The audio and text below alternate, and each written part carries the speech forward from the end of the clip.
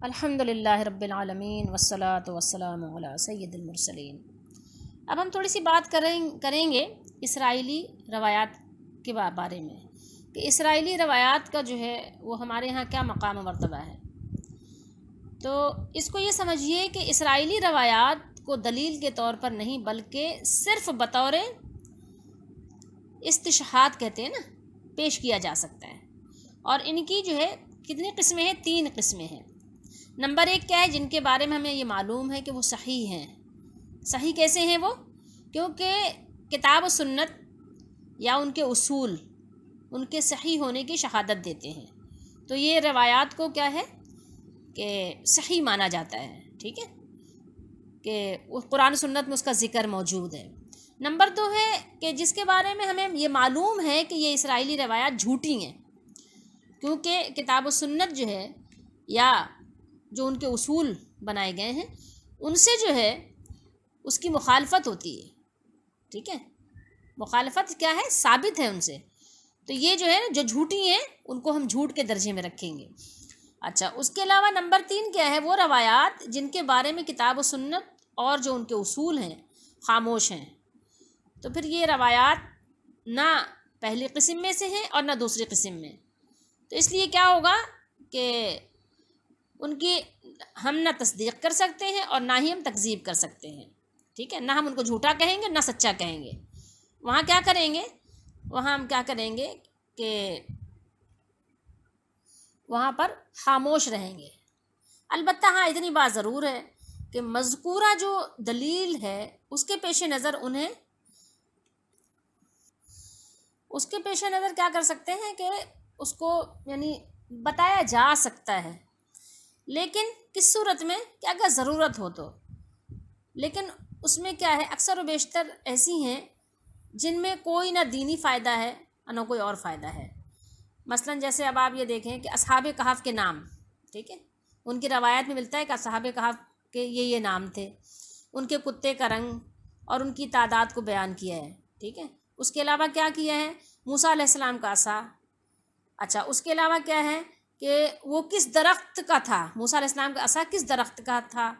پھر انہوں نے بیان کیا کہ ان پرندوں کے ناموں کا ذکر کیا ہے جو ابراہیم علیہ السلام نے نہیں اللہ تعالیٰ سے کہا تھا کہ اللہ تعالیٰ آپ ہمیں بتا دیں، دکھا دیں کہ آپ مردوں کو کیسے زندہ کریں گے، تو اس کا جو ہے نا ان لوگوں نے سب نام وہ اس میں بیان کیا ہے۔ اس کے علاوہ کیا ہے، گائے کا وہ حصہ جو سورہ بقرہ میں ہے کہ گائے کے اس حصے کو جو موسیٰ علیہ السلام کے زمانے میں جو ایک بندہ قتل ہوا تھا تو اس کے جو مقتول کے جو ہے جسم پر جب اس کو مارا گیا تھا، لگایا گیا تھا مطلب، تو اس کو جو ہے کیا کہتے ہیں اس کا ذکر کیا ہے کہ وہ کون سا حصے کا گوشت تھا۔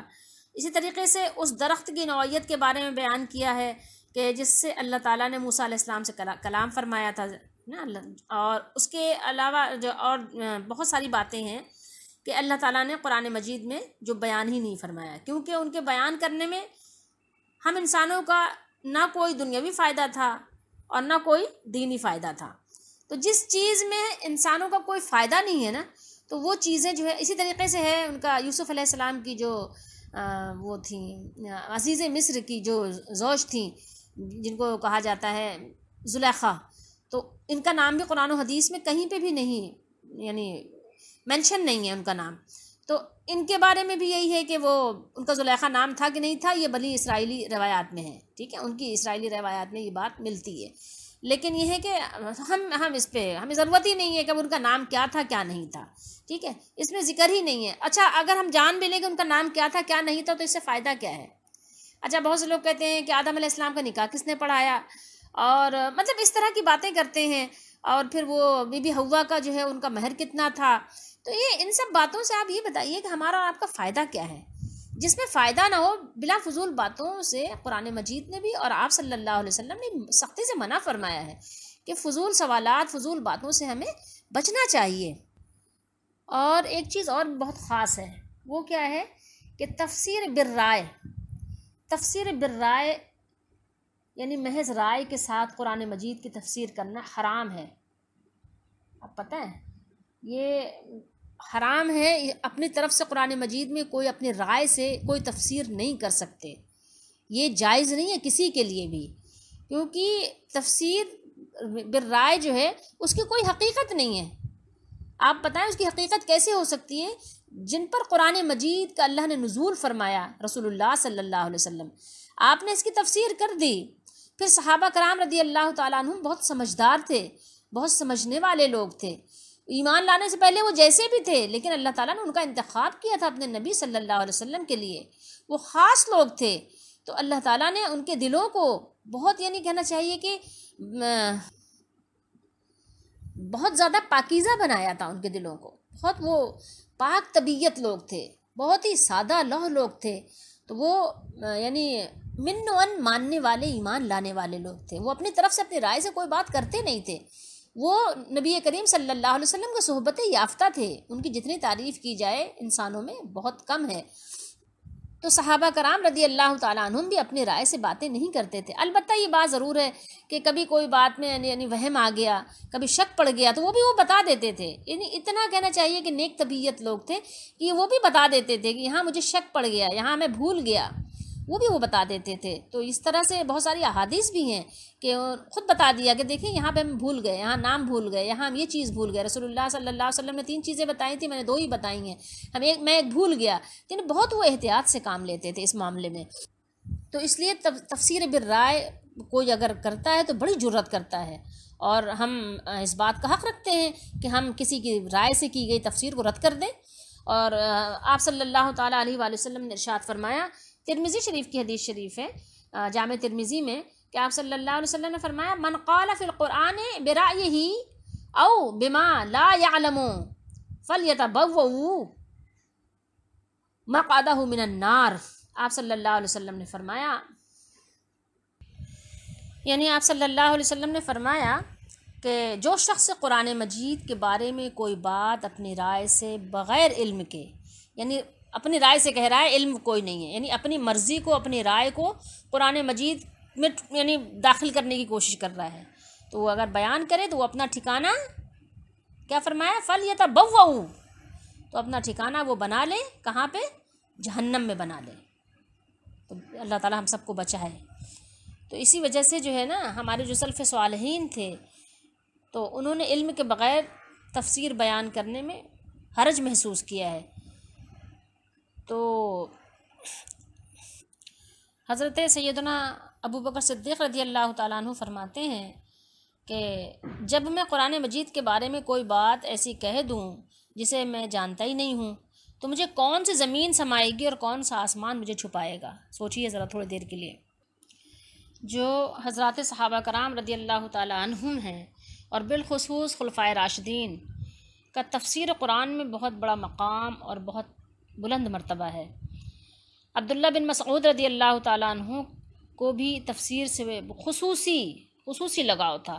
امام بخاری، امام مسلم وغیرہ نے ان کی روایات کا ذکر کیا ہے، جس میں وہ فرماتے ہیں کہ اس اللہ کی قسم جس کے سوا کوئی معبود نہیں، کتاب اللہ میں نازل ہونے والی ہر صورت کے بارے میں یہ جانتا ہوں کہ وہ کہاں نازل ہوئی، اور کتاب اللہ کی ہر ایک نازل شدہ آیت کے متعلق میں جانتا ہوں کہ یہ کن کن کے بارے میں نازل ہوئی ہے.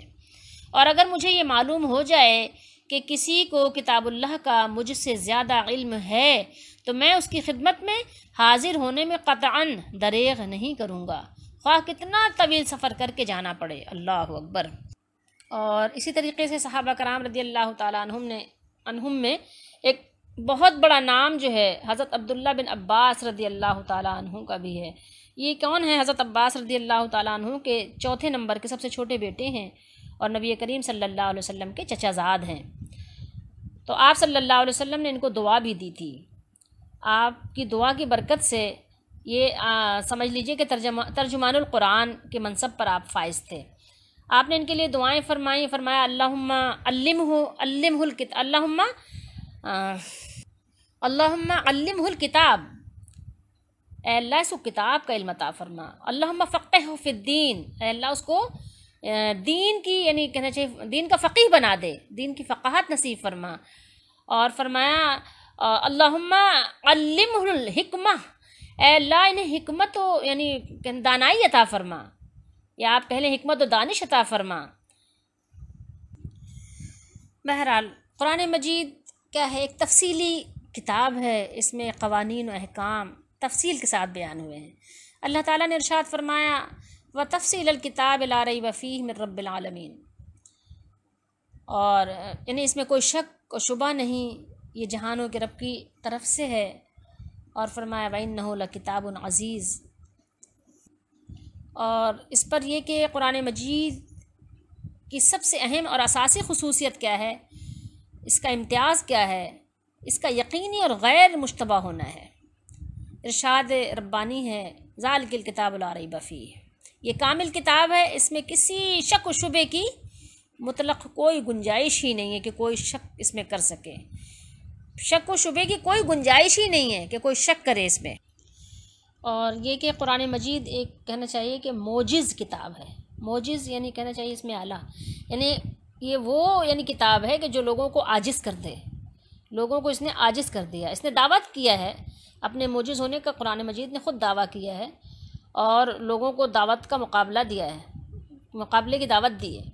جو اس کے کتاب الہی ہونے کا یعنی انکار یا اس میں شک و شبے کا اظہار کرے تو قرآن نے اس کو جو ہے دعوت دی ہے کہ آؤ اور مقابلے پہ آؤ ہمارے، قُلْ لَئِنِ اجْتَمَعَتِ الْإِنسُ وَالْجِنُّ عَلَىٰ أَن يَأْتُوا بِمِثْلِ هَٰذَا الْقُرْآنِ لَا يَأْتُونَ بِمِثْلِهِ وَلَوْ كَانَ بَعْضُهُمْ لِبَعْضٍ ظَهِيرًا۔ سورہ بنی اسرائیل میں ہے نا، اے نبی صلی اللہ علیہ وسلم آپ فرما دیجئے، آپ کہہ دیجئے اگر سارے آدمی، سارے جنات، سارے انسان مل کر بھی چاہیں کہ اس جیسا قرآن لے آئیں تب بھی اس طرح کا نہیں لا سکیں گے، چاہے وہ ایک دوسرے کی مدد کریں، سارے جمع ہو جائیں ایک دوسرے کی مدد کرنے کے لیے اور لے آئیں اس جیسا، نہیں لا سکتے، عاجز ہیں سب اس سے، معذور ہیں اس سے، لا ہی نہیں سکتے، کتنی کوشش کر لیں، کتنا ہی کچھ اثاثہ جمع کر لیں، نہیں لا سکتے۔ اور 14 سال سے آج تک لوگوں نے کوشش تو کی ہوگی نا، کچھ نہ کچھ تو لانے کی کوشش کی ہوگی، ہے نا، کسی نے کوشش کی تھی وہ قرآن مجید کے مثل لانے کے، تو کہنے لگا الفیل والفیل وما ادراک ما الفیل، استغفر اللہ نعوذ باللہ۔ اب بتاؤ کون نہیں جانتا کہ ہاتھی کیا ہے؟ تو بہرحال یہ کہ اس طرح کہنا چاہیے لطیفے تو بنا سکتے ہیں، لطیفے بنانے میں کوئی حرج نہیں ہے، لیکن یہ ہے کہ لوگ عاجز ہیں اس سے، اس کا مقابلہ نہیں کر سکتے۔ کتاب احکمت آیاتہ ثم فصلت من لدن حکیم خبیر، یہ ایک عظیم کتاب ہے جس کی آیات مضبوط کی گئی ہیں، پھر ان کی تفصیل حکیم باخبر ذات کی طرف سے کی گئی ہے۔ اللہ اکبر۔ اس میں دین کے اصول اور کلیات بیان کیے گئے ہیں اور وہ علم جو انسان کی دنیاوی اور اخروی کامیابی و کامرانی کے لیے ضروری ہے وہ نہایت واضح اور مفصل طریقے سے صاف صاف بیان کیا گیا ہے۔ افغیر اللہ ابتغی حکما وہو الذی انزل الیکم الکتاب مفصلا، کیا پھر میں اللہ کے سوا کوئی اور حکم چاہوں حالانکہ اس نے تمہاری طرف مفصل کتاب اتاری ہے۔ وَلَقَدْ جِئْنَاهُمْ بِكِتَابٍ فَصَّلْنَاهُ عَلَىٰ عِلْمٍ، ہم نے ان کے پاس ایسی کتاب پہنچا دی ہے جس کو ہم نے اپنے علم سے کھول کھول کر بیان کیا ہے۔ تِلْکَ آیات الکتاب الحکیم، یہ ایک محکم کتاب کی آیات ہیں۔ اور فرمایا اللہ تعالیٰ نے تبارک الذی نزل الفرقان علی عبدہ لیکون للعالمین نذیرا، بڑی بابرکت ہے وہ ذات جس نے اپنے بندے خاص پر امتیاز کرنے والی کتاب نازل فرمائی ہے، کتاب اتاری ہے تاکہ وہ جہان والوں کو آگاہ کرے، جہان والوں کو ڈرائے۔ قرآن مجید ایک کسوٹی ہے حق و باطل میں۔ کسوٹی کس طرح سے ہے کہ اس نے کیا کیا، حق و باطل، جائز و ناجائز، صحیح و غلط، حلال و حرام، یقین و ظن، توحید و شرک میں قیامت تک کے لیے ایسا فاصلہ اور امتیاز قائم کر دیا ہے کہ اس سلسلے میں کسی قسم کا کوئی ادنا سا شک بھی اس نے باقی نہیں چھوڑا، تاکہ جسے ہلاک و برباد ہونا ہو، تباہ ہونا ہو تو وہ کیا ہو، حجت کے ساتھ ہو، حجت کے بعد تباہ و برباد ہو، اس کے پاس حجت ہو، اور زندہ رہے، زندہ رہنے والا تو تمام حجت کے بعد زندہ رہے۔ سورہ انفال میں اللہ نے فرمایا نا 10ویں پارے میں۔ تو بہرحال اللہ تعالی ہم سب کو قرآن مجید سے وابستہ رکھے، آمین۔